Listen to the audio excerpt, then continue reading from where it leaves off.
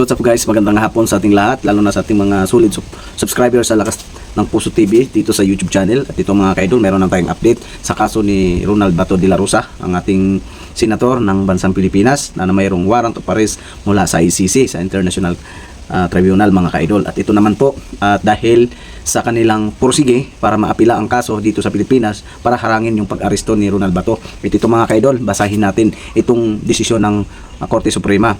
Ang sabi dito mga idol, sa wakas nagsasalita na, ito na yung nagsasalita ng Supreme Court at katotohanan ang mananaig talaga.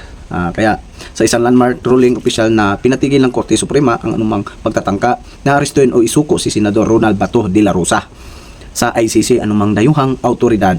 Malinaw na sinasabi ng Korte, walang lokal na batas na nagpapahintulot nito ang pagsuko sa kanya ay isang paglabag sa ating konstitusyon at sa ating mga panananggalang. Ano ang ibig sabihin nito? Hindi lang ito para sa isang tao, isa itong malaking tagumpay para sa bawat Pilipino.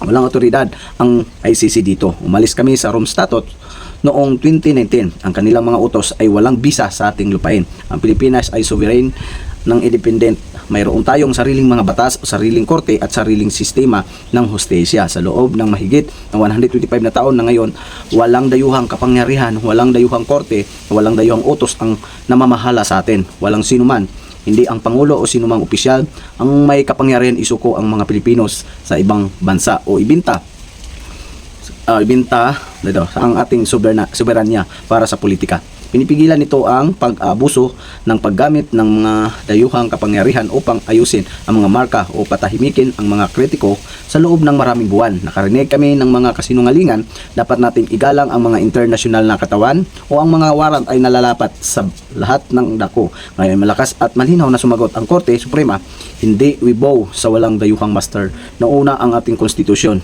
Lagi ito ang tagumpay ng ating mga batas at kalayaan. Ipinagdiriwang natin ang tagumpay na ito ngayon ay hindi bilang partisan kundi bilang mapagmataas na Pilipino. Mabuhay ang rule of law, mabuhay ang soberanya ng Pilipinas. Ito po yung sagot ng Korte Suprema sa inapila ni Senator Senator Ronald Bato dahil doon sa pag-aresto ni PRRD. Nung panahon ni aresto si PRRD, ito yung mga file nila sa Korte. At ngayon na po, sinagot na po.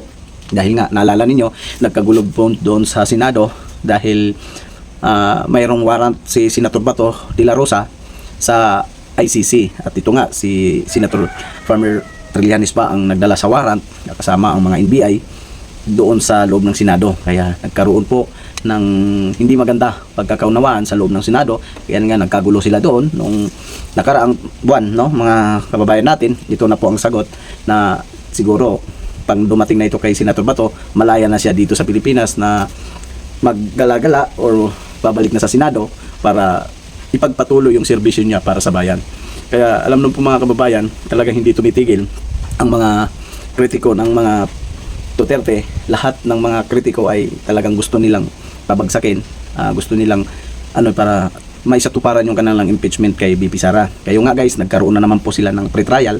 Ay ito nga yung mga prosecutor mula sa Congress na hindi naman nasasagot yung mga tinatanong ng mga depensa ng sa trial at doon sa prosecutor ay hindi naman pagkakaunawaan nung pre-trial. Kaya siguro mga idol, ang impeachment talaga hindi talaga accountability yan kundi politika talaga yan. Bakit? Pag si BP ay ma-impeach ngayon, hindi na siya makatakbo sa 2028. Kaya yun ang gusto nilang gagawin para ma-impeach si Sara. Kaya ngayon hindi na nila makumpleto na po yung ng Senado at babalik na si Senator Bato dyan. Sigurado babalik na si Senator Bato dahil may desisyon na ang Korte Suprema na hindi na siya pwedeng hulihin dito sa mga kapulisan dito sa bansang Pilipinas. Kaya mananagot po ang lahat na may mga sangkot dito sa pagpa-aresto kay former President Rodrigo Roa Duterte dahil labag sa konstitusyon natin ang ginawa ng hakbang ng ating gobyerno. Dahil sinuko nila si Rodrigo Roa Duterte sa ICC na wala pong due process. At ito ay sinabi nga ng ICC doon sa pre-trial nila doon sa Netherlands, kung mayroon bang desisyon ng Korte ng Pilipinas at dumaan ba ito sa local court, ay hindi po maipresent ng prosecutor at hindi maisagot nila dahil hindi naman talaga dumaan sa tamang proseso yung pag-aresto kay former President Rodrigo Duterte. Go ahead, make my day, Mr. Trillanes! Bihan mo! Sige ka lang, ngap dyan ng ICC. Sige! Go ahead! Kahit sumama ka pa, mag-serve ng warrant. Sumama ka, ikaw mismo magpusa sa akin. What do you expect from progressive groups? Since time immemorial, puro naman yan sila upos ng upos. So we expect that to happen. But then again, they cannot stop me from authoring this bill because ang purpose nito is nation building. Hindi kagaya sa purpose nila na agawin yung political power from the duly constituted authority, from the duly constituted government. Dahil ngayon, lugmok na yung CPP-NP eh. At pag hindi ma-institutionalize yung NTFL-CAC, babangon yan. Mag-reincarnate yan. So, kawawa ang ating bansa. Problema na naman. Hindi naman, lahat apektado. From economy to lahat, peace and order, sakit sa ulo yan. Kaya dapat hindi na makabangon.